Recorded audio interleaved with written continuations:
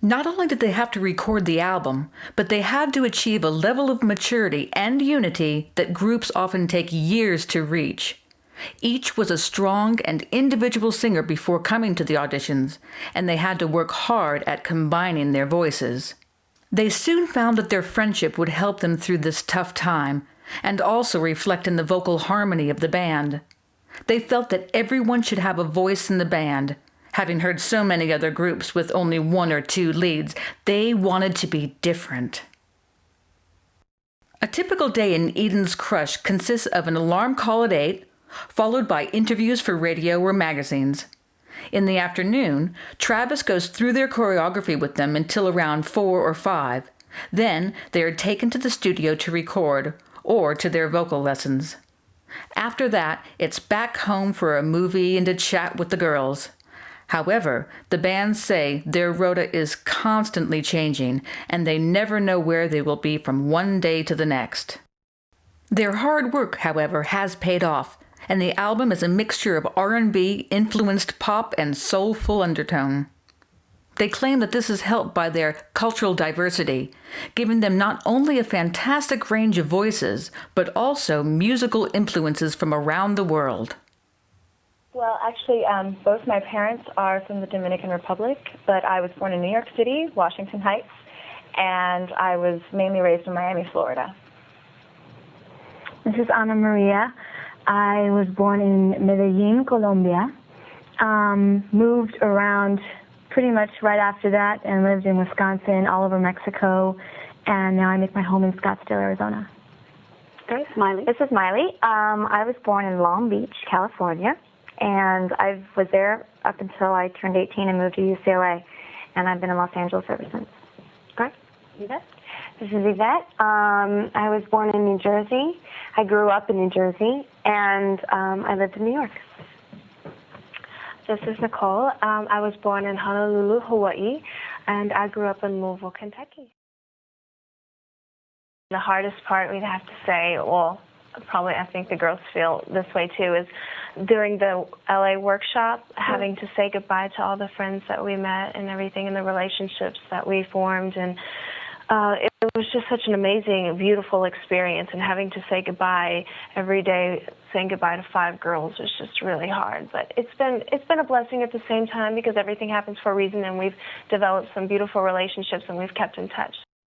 Yeah, I think we went at this just hoping for the best, and knowing that, Rosanna, sorry, and knowing that even if we didn't make it, it would be a growing experience. Mm-hmm. Even after the workshop, I thought to myself, I've learned so much in 7 days about myself and about my abilities that it was all worth it, even if I didn't make the group.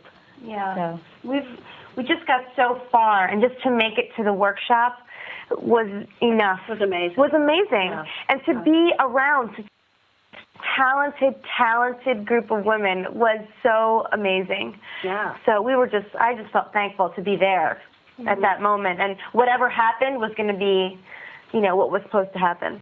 There are times in this business where things get really tough, and there's a lot of rejection.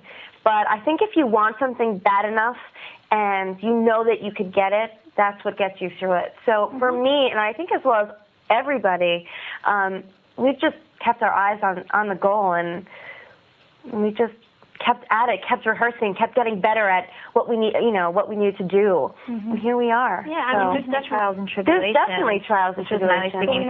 But we would never think everything. I mean, we wouldn't have signed up the dotted line if we were going to quit. We're here to work and be a group. Yes, we're in it for the long haul. Exactly. We always grow from everything, from every experience, and it makes us stronger individually and as a group. Actually, we started recording like the day after we moved. Yeah.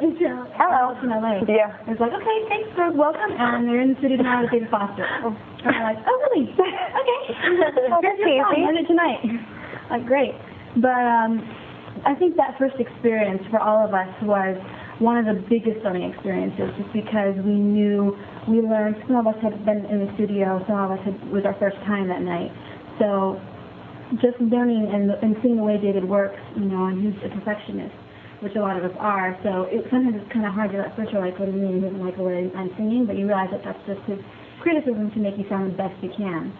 And I think we have all grown. If you listen to the song that we recorded that night and you listen to something we did 2 months ago, it's such an amazing difference, and you can tell that we've grown a lot, you know. Yeah. But it is hard because, you know, you're in the studio, these mics are like expensive mics. They pick up anything. So you have to learn control in your voice and your styling and get everything down, you know. And sometimes you only get, they'll say 2 takes for everyone and that's it, you know. And 2 of the songs we recorded in 4 hours. And it's like, you're just demoing and now they're going on our album. So you have to be ready, you know, and we learned really fast. Everything is a performance. Yeah. No matter how casual they say it is, it's a performance. Yeah. It is. So fortunately, in such a short amount of time, we've learned from everything, every small little thing.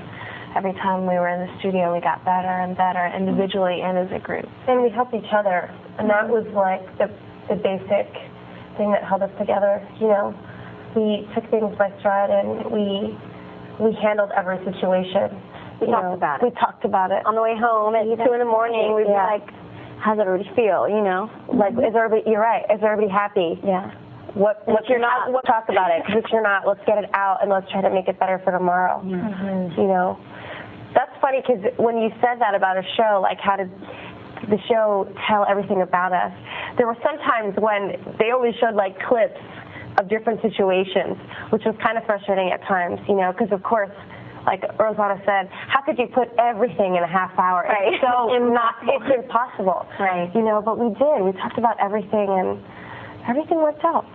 Knock on wood.